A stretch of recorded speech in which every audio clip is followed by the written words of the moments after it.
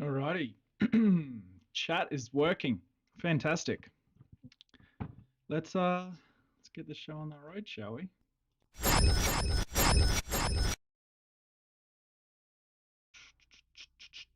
Cue the intro music.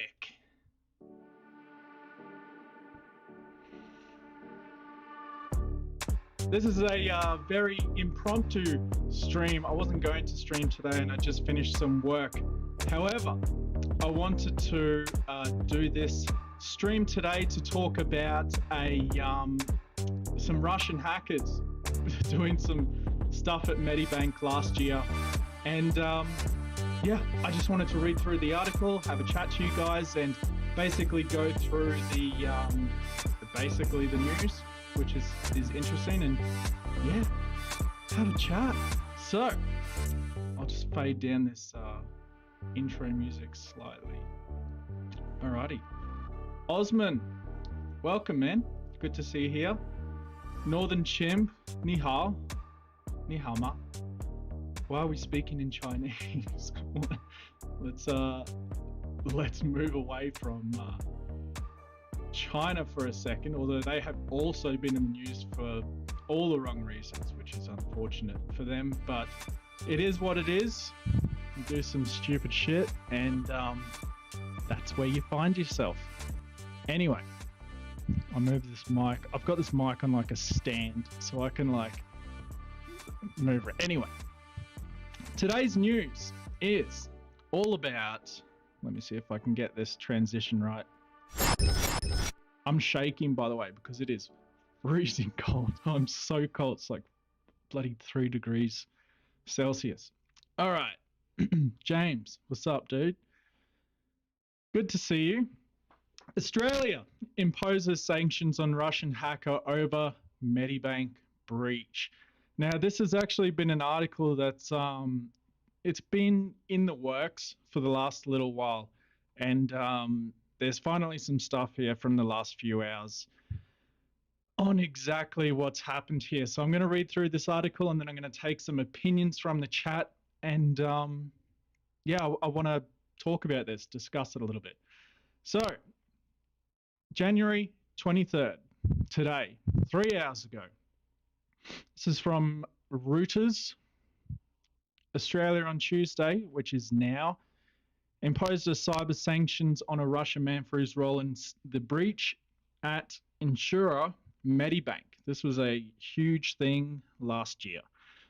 One of the country's biggest data thefts, which impacted about 10 million people, which is a large percentage of the population.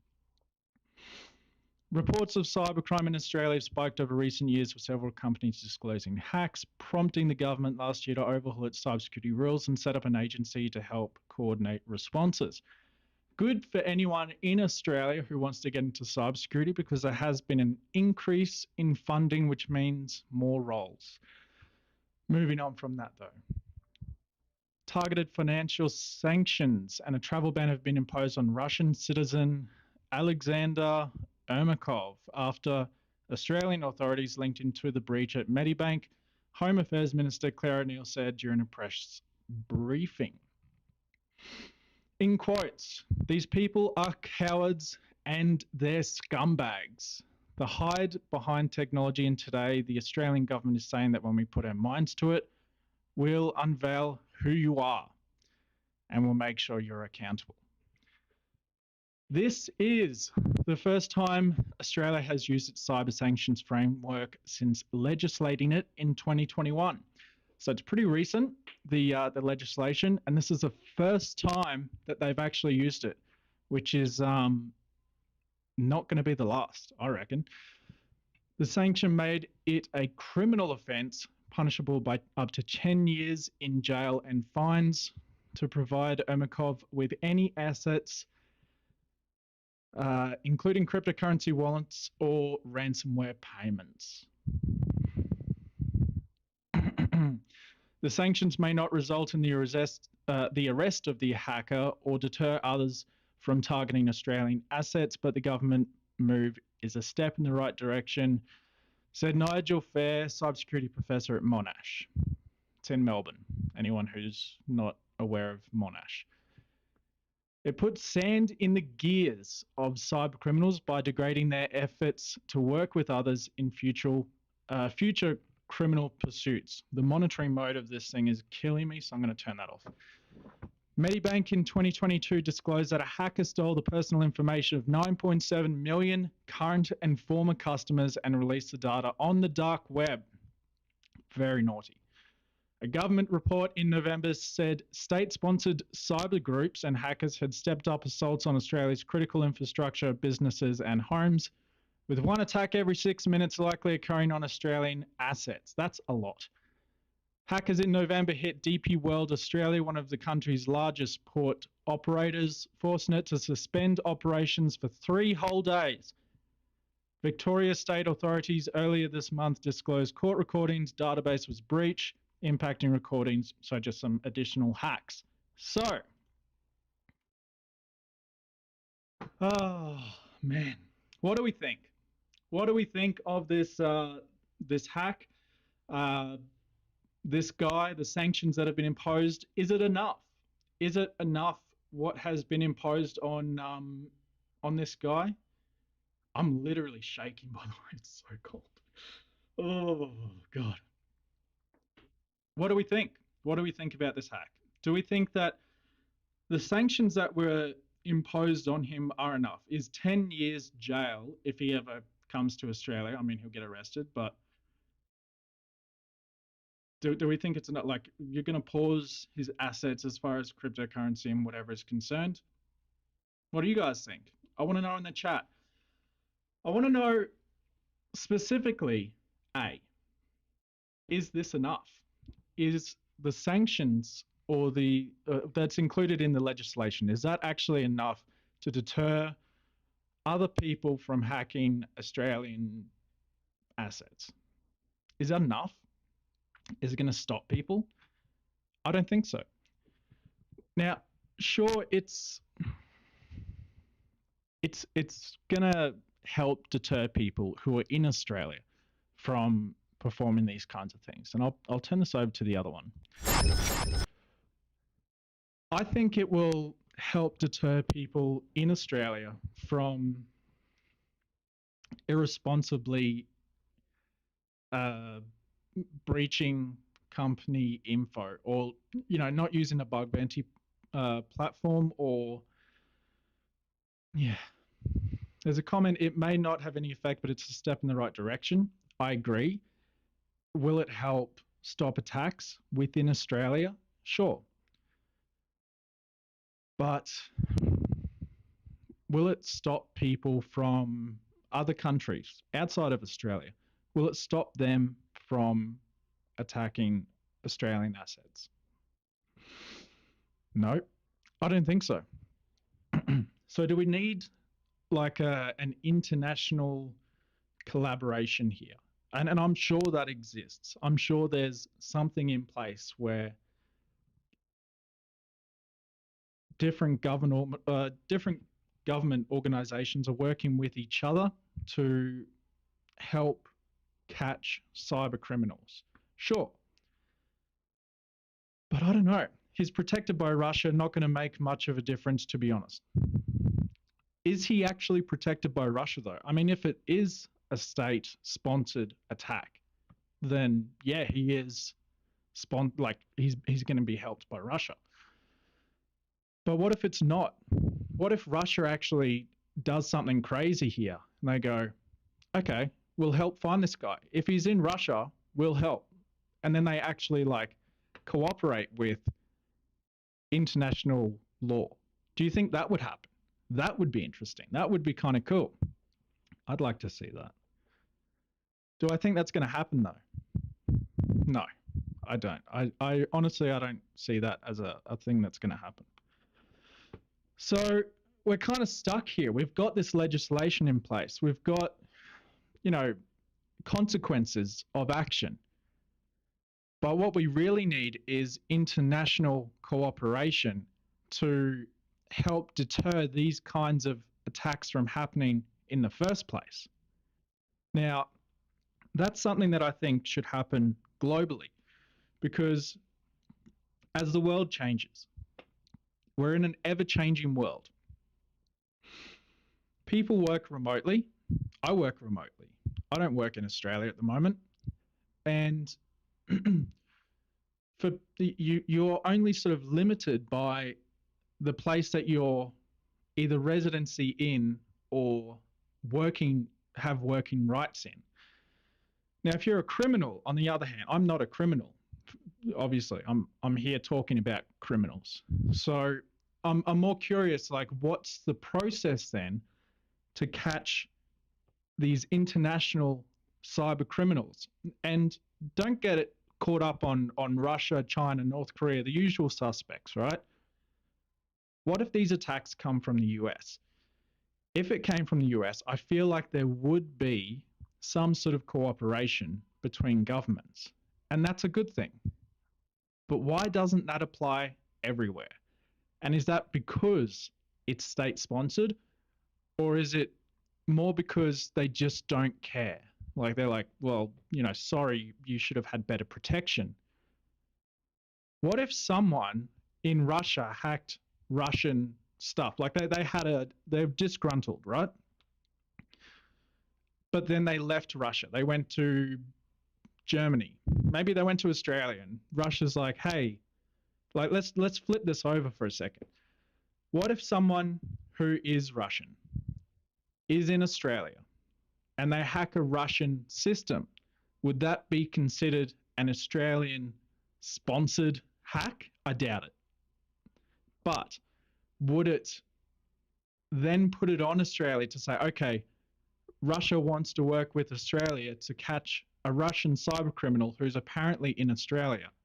What can you do, Australia, to help cooperate with us to find this person, to implement some sort of consequences on their action? Well, that's where it gets interesting. Would Australia help? I'd like to think so. I hope so. But I'm not sure. I don't know the answer to that. This is why I'm asking these questions. I'm looking for some feedback here, and there's some interesting stuff coming in the chat here. Countries will have to go to malicious actors abroad eventually.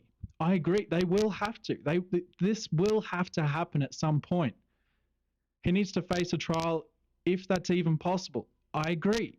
He absolutely needs to face a trial. And I mean, Australia has convicted him. They're like, this guy's the hacker. We know who it is. We know where they are. We know what they did. What you going to do about it? I mean, he's not going to come to Australia and serve his sentence. He just won't do it. So how do we make this into an international cooperation? Another comment here, international cooperation will require states to self-restrain from hybrid warfare. Ooh, that's an interesting one. Will countries refrain from hybrid warfare? Will they refrain from cyber warfare in general? Is this never-ending cyber war that's been going on since the internet was around, right? Since people could openly look at other systems that were open on the internet. I mean, you only really need to start with Shodan and work your way from there to see what's going on in the world, what systems exist. It's an interesting world. It's an interesting topic. And to me, I feel like this guy is not going to face any consequences based on geographical location. Russia aside, he could potentially go to, I don't know, Norway. If he went to the UK, I'm pretty sure there'd be some cooperation. If he went to the US, I'm sure there'd be some sort of cooperation. But there's more than the UK, the US, the Australia. There's more than that in the world. There's more places to go. I mean, he could go to Mexico. Why not? I mean, Where else do you go when you've done something stupid? It's such an interesting thing. I feel I'm just a bit bummed, to be honest. I'm a bit like put out because there's like it's good that Australia has implemented some sort of legislation and consequences for this person's actions. But at the same time, I'm like, this isn't going to stop people. This is just going to outline that if you're in somewhere else other than like the place that you've hacked, you're pretty safe. Like you're not going to get into, well, relatively speaking, you're probably not going to get into any sort of real danger. It's painful. It's painful stuff. It annoys me because I want to see consequences for people doing the wrong stuff. And I just don't see it happening. Another comment coming through: would a country deport a North Korean refugee who stole data proving North Korean wrongdoings? Probably, because they want to know about it and because it makes good news. So, yeah, I mean, if a government, would a country deport, would a government, do you mean like, would a government deport a North Korean refugee? Maybe. They might try, but that would cause all sorts of international relation issues. Would a private organization like a massive news company who want to sell a story put some money into some sort of covert operation to, and this is getting really conspiracy theory side of things, but would someone or like a private company help deport someone from North Korea if they were going to spill some beans on North Korea? Probably. I reckon they would, because it sells. So, I mean, that's just like an income expense thing. But are people really that bad in the world? Is there really that much dirt on North Korea that everyone doesn't already know about? Flip it over to the other side as well. Talk about Snowden, for example. The opposite end, where it's another country, one of the Western countries, doing something dodgy, or maybe not dodgy is the right word, but you know what I mean.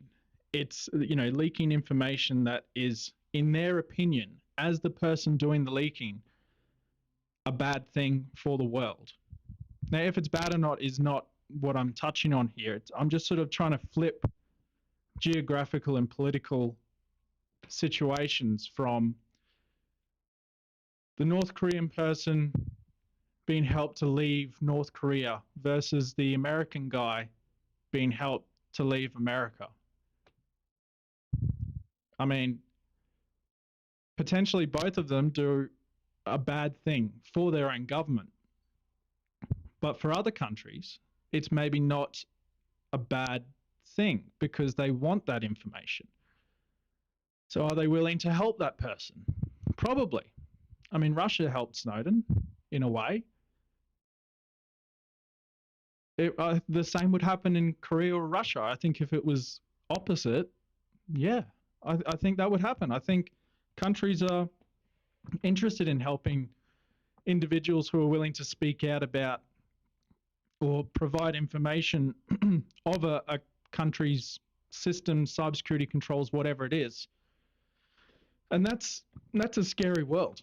That's not something I like to think about, to be honest. I like to, and this is a really serious topic for this channel. Normally I talk about how to get a job and, what's required in cybersecurity, become a freelancer, etc. Not so much let's talk geopolitics based on cybersecurity. It's this is a new angle, but I think it is something worth talking about and something that's kind of interesting because it's an ever-changing world with new legislation coming out. Like that article said, there's a cyber attack on Australian systems every 6 minutes, and Australia's not even that big, huge place, no one there. So that's a lot. Imagine the results on the US. Imagine the results on Russia. How many attacks are there on Russia every minute?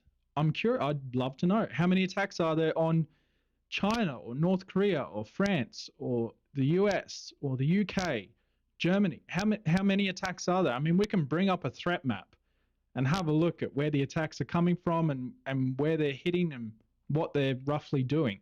We can look at that if you really want. But yeah, I'm more interested in the consequence and how they're going to implement the consequence. That's what I'd like to learn about. I'd like to know about that. Northern Chim says, I mean, would they extradite them back to North Korea if North Korea joins the cooperation? Maybe. Probably not, though, because they're more interested in that information than they are helping someone out, especially an opposing government. I agree. In international relations, you have to consider symmetry of point of views, regardless of disagreements. Exactly, and that's sort of what I'm trying to do here. I try and look at these things further out, like just zoom out, go Google Maps, zoom out from the world. We're on this world. Now, on this world, there are geographical locations that people live in. Each of those locations has a government and a set of controls.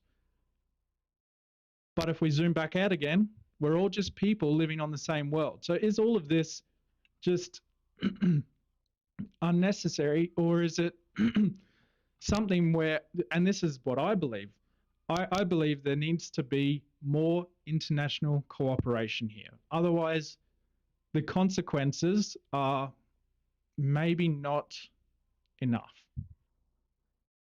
Because the consequence only applies in this example, this Russian hacker who hacked into Medibank. It only applies if he comes back into Australia. He's not going to come back to Australia. That's the point I'm making. If he's ever been to Australia, he's like, lol, Australia, kangaroos and koalas. G'day, mate, shrimp on the barbie. Like, he doesn't care. So what's going to happen to this guy? Is Australia going to send like a strike force over to Russia?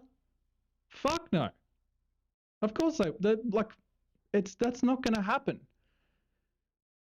And like, if we talk to, and I saw a chat message come in here, Putin doesn't care. He probably doesn't even know. I mean, maybe he does, but is it specifically Putin's responsibility, or is it should there be an international cybersecurity cooperation between countries aside from the government who is in place? So I'm talking, and this is way out. This is just a random thought I've had. What if there was an international cybersecurity cooperation? Each country turns up to these corporations and they say, this person is hacking this. We know it's them. Here's the proof. Do something about it. And then that country, the representative of that country in this international cybersecurity corporation says, yep, we'll do it. And like they look at the information, they look at the it's not going to happen because everyone has their own interests here, which is where it gets hard. No, it's just not going to happen. So it's like, old mate's not going to come back to Australia. He's never going to go to Australia. He doesn't have to. He can live happily wherever the hell he wants elsewhere in the world. Hilden says, why don't you work with the government? Wouldn't you get a lot of money? That's a random question. I have worked for the government before in multiple different organizations and roles. Life isn't all about money, though. There's lots of fun to be had in the world. And yeah, that is such a out of the blue question. I feel like we need a UN, but for the InfoSec world. There is kind of one already. Let me pull this up. There is some, I've seen this before. UN for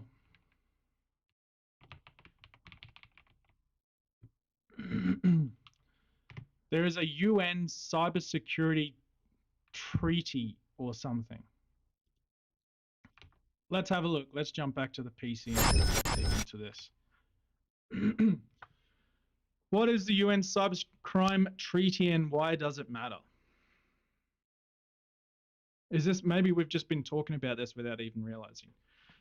Since May 2021, so similar time as the Australian legislation came in place to convict cyber criminals, UN member states have been negotiating an international treaty on countering cybercrime. If adopted by the UN General Assembly, it would be the first binding UN instrument on a cyber issue.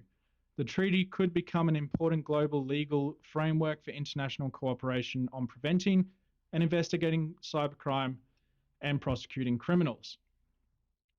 So it sounds in the right direction, pretty much exactly what we're talking about. Let's have a look at the process. Establish ad hoc, blah, blah, blah, negotiate states.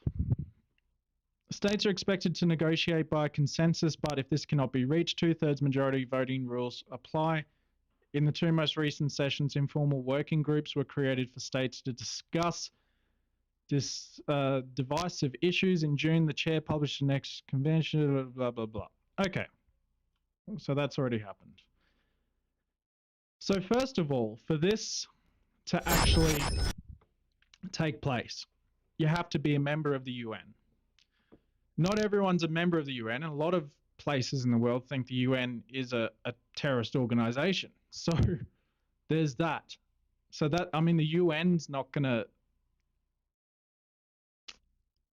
I mean, it will help, for sure, for the members who are part of the UN. But Russia's not in the UN, as far as I'm aware. Neither is China. Neither is North Korea. Neither is, as far as I'm aware, quite a few of the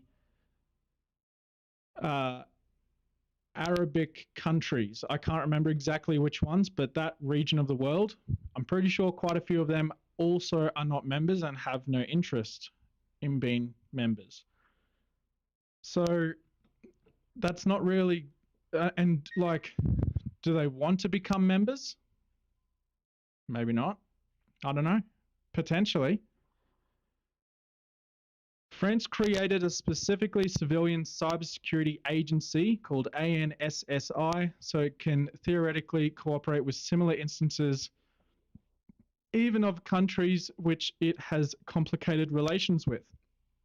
France is in the right direction. This is what I'm talking. I'm talking like the UN is the UN, and the UN has a little bit of a, depending on where you are in the world, bad reputations at different places. So that's just what it is. That's not like an opinion or something. That's just how it is, which is sucky. It kind of sucks. But this sounds good. Specifically, civilian cybersecurity agency called ANSSI. Let's have a look at ANSSI. Let's dig into the ANSSI. I want to read about this.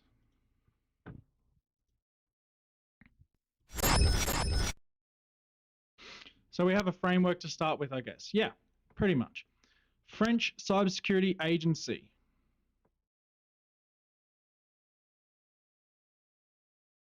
The website is lacking, I have to say.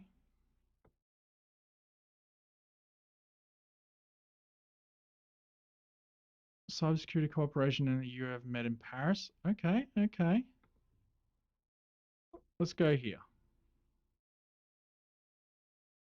Yeah, whatever. Let's take the cookies. All right. ANSI replaces Central Directorate for Network and Information Security of the Secretariat General for National Defense, while reinforcing its competencies, staff and resources. Okay. Reservoir and skills, tasked with the promotion of French technologies, systems, and know-how. Plays a role in building trust. The government transmission center, I mean, it's still quite deeply tied into government. So I think this might be a good direction. What I'm thinking here is that a civilian organization, civilian run organization not tied to a government is what I'm thinking here. But does that exist? Any like this French organization seems like it's close, but let's have a look. So these guys report to the government, which is fine. Public, it also aimed to all those in the country trust at European and international levels. Okay, so this is a good line. It is also aimed at all those involved in the country's digital transformation while promoting the conditions for a dialogue of trust at European and international levels. That's a good line.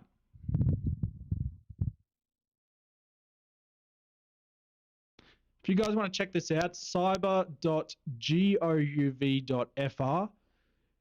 more than welcome to have a look. But I think what we're sort of getting at here is that a civilian run, not owned by government, global organization of people who actually care about cybersecurity controls and implementing legislation would be a cool thing. I think that would help move things into the right direction. Now, these sort of things, they don't just happen overnight, right? This is not like you make a change and you publish it. Like there's a lot of their own legislation that these places need to stay within. There's different rules and conditions, of course, because that's how the world works. Just make sure quickly that I'm not getting messages from work.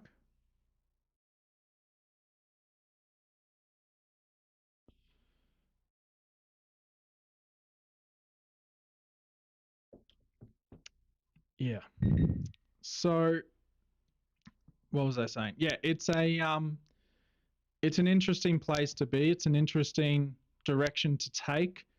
And I honestly, I think that something like this needs to actually be implemented on a global scale where there's a representative of each country. They talk about, like, for example, the Russian hacker. That means you need a non-biased group of people, which is probably quite rare these days. Exactly, that's the problem, because everyone has an agenda. And that's, of course, like, people are patriotic is a word I'll use. People are patriotic to the country that they're from. The governments have a responsibility to take care of their own civilians, and that's across the world. It's not like Russia is going to take care of their civilians more than, the US or whatever. We need to step back here and think, okay, Russian hacker hacks Australian, very tied to government medical system, Medibank, right? Australia has done the hard yards. They've looked into what they did, how they did it, and exactly who they are. Now, state-sponsored or not, put that aside for a second. We need something in place to say, okay, Russia, if that guy is in Russia, then the Russian authorities need to do their side of research to understand exactly what has taken place. So there's some sort of back and forth cooperation here. That's all I'm asking. I just want some international cooperation, damn it. Now, if Russia then finds, okay, this guy did do the wrong thing, because he attacked your systems, he is under your government's list of consequences as listed in that legislation. Here he is, or her, whatever. Here they are. Okay, that would be great. And if the same thing happened where an Australian hacked a Russian organization illegally, and Russia said, hey, Australia, this person has hacked into our systems. Here's the proof. Here's who they are. This is how we found this information. Here's the full report. This is exactly the information that we have here, present to you. Can you do your side of research now? See Like, double check everything that we're checking on, because we just want to implement controls. So then, okay, Australian guy who hacked Russia then falls under Russian legislation for whatever the penalty is, list of consequences. Now, Australia, I think each country would want to protect their own citizens in this instance. And sending an Australian to Russia to suffer the consequences of their actions would be hard to implement. Just thinking about it, it's like, this is such a tricky thing. Like, what if a country has a death penalty for malicious acts against government systems? Now, what if? And then there's also the what if. What if it was an Australian organization attacking a Russian government, or a Russian organization attacking a Australian government? And they do the research and they say, hey, this is what's happened. Are we at war? Like, what happens then? Is that, what implications are there? Because governments all around the world are attacking each other constantly. That's part of the ridiculous cyber warfare that is occurring. Everyone attacks everyone. What attacks they do is beside the point. It's still more just that they are attacking each other. And then what do you do then? Does that implicate, okay, that like there's a lot of like follow-on is what I'm getting at here. There's a lot of follow-on parts as to, this is who did this, and are we just targeting individuals? What if a government says, no, it wasn't us as a government, we don't want to start a war, it was an individual, and they scapegoat someone? Well, then that's fucked. Like, there's a lot to think about here. I think it's an interesting space. And oh man. Another comment from James says, not saying it's not possible, but politics and ideologies must be put aside. Yeah, that's very difficult for a lot of people though. And people are influenced by what they read and what they've been told. So there's a lot of different areas of influence here, which I think is where things get really interesting. Northern Chimp says, yes, maybe we don't need to wait for governments. A community-led open source global security initiative could be a good start. Governments would have to follow. Would they? Would they have to follow? Is that just going to be like, see, this turns into like hacktivism then, in a way. Because then you're doing a similar thing to, say, Anonymous, where they post on Twitter and they say, this country has done this and we don't warrant that. So then it gets very, very difficult. Oh, it's an interesting world, guys. It's an interesting world that we live in, with lots of different things happening and lots of different situations. And I'm just curious where all of this is going to go. I think it's an interesting topic. If anyone wants to talk about this further, I'd love to do a live stream discussion between a few different people. Maybe we can get like a voice chat going. We can all voice our opinions. I would love to get some people together, professionals from different areas of the world. So someone from Russia, someone from China, someone from the US, someone from the UK. I'm happy to be in the middle and moderate, and to have a discussion about this, about what they think about international involvement in legislation in regards to cybersecurity threats. I'd love to talk about this. I'd love to have an open forum discussion about what this looks like. I'm happy to be completely unbiased in the middle and just say, this is, you talk now, I want to hear your opinion. Do you have a rebuttal? Like a real discussion. I don't want governments. I just want to talk to people, real people, the people on the ground. That's what I want to talk about. I think that would be a really interesting topic to cover because it's something that doesn't seem to be like outlined very much. Like it's always like when you see the news, for example, and you're in Australia, it's like Russian hacker broke into Medibank. These are the consequences. And then you think about the consequences, you're like, none of that's going to happen. Like, okay, Russian hacker, okay, Russia bad. That's basically what you get. And then you see like something out of China. China's state-sponsored CCP hacker does this. You're like, okay, what's going to happen? I'd like to hear from some cybersecurity professionals in that country to say, like, what is the process of communication? Is there a process? Is there communication? Who knows? I don't know. That's what I want to know. That's the whole point.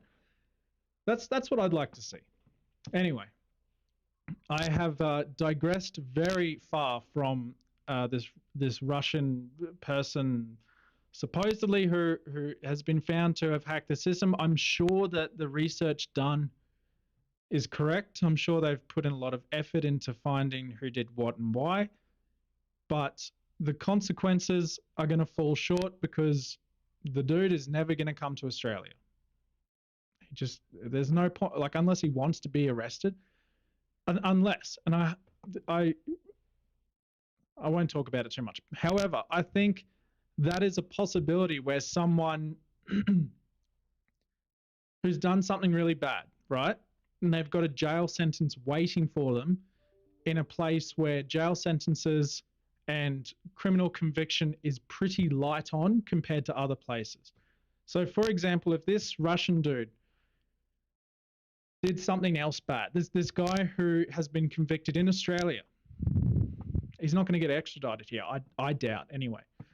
What if, and this is like, what if he does something really bad? What if he is in the trafficking space, right? And then he gets caught doing that in a country where the penalty is actually death penalty, and his own government is going to extradite him.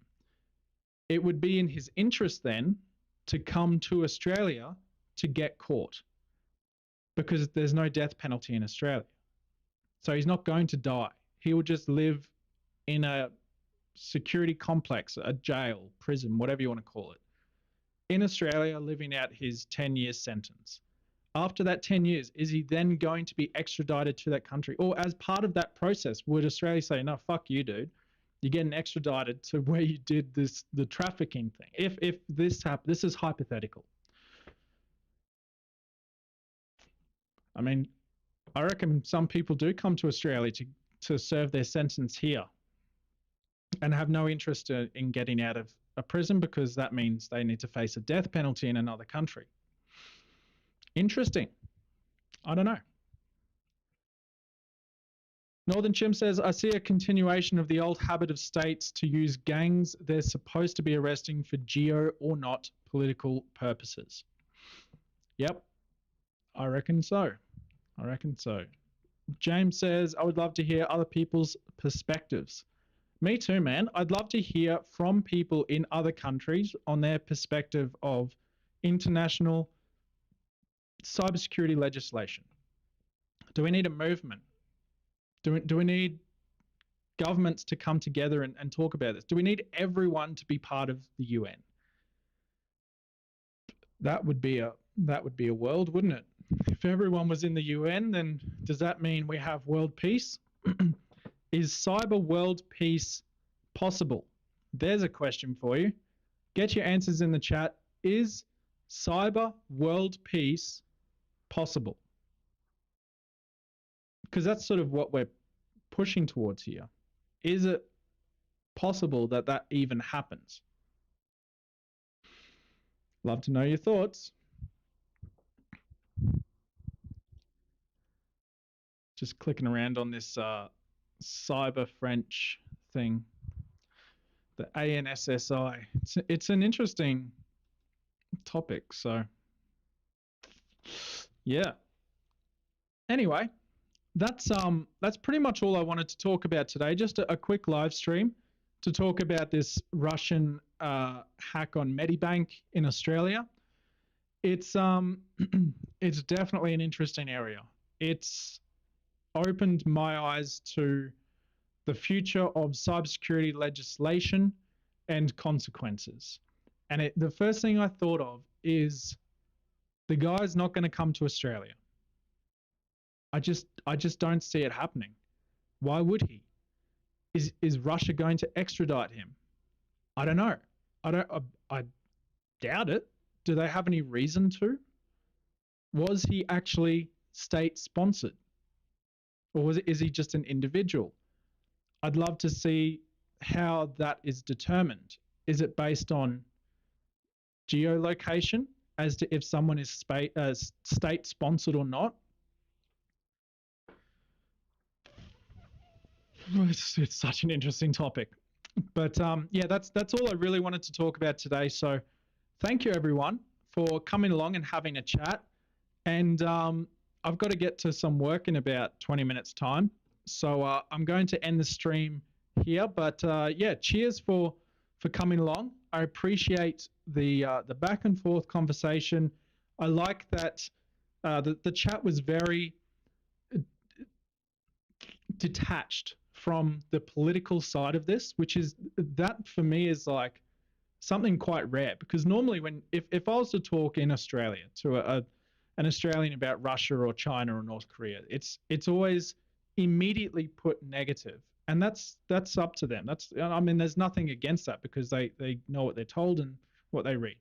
However, I do think it's interesting to step back from the politicalness of a situation and talk about on a grander scale, a world, global scale of cybersecurity legislation. I just saw a comment here, interesting food for thought.